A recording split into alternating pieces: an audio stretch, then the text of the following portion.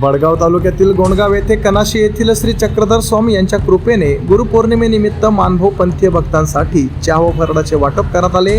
गोंडगाव बस स्थानक परिसरात ग्रामस्थ व युवकांच्या पुढाकारातून हा सेवाभावी उपक्रम उत्साहात पार पडला।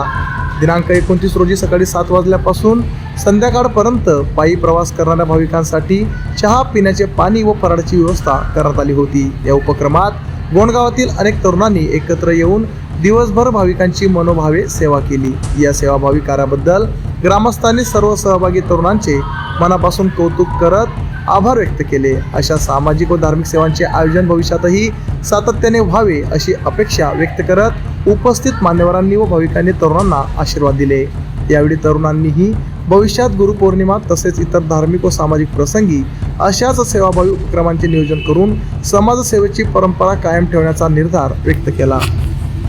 आमच्या चॅनलला लाईक करा, सबस्क्राईब करा, बेल आयकॉनवर क्लिक करा आणि शेअर करायला विसरू नका।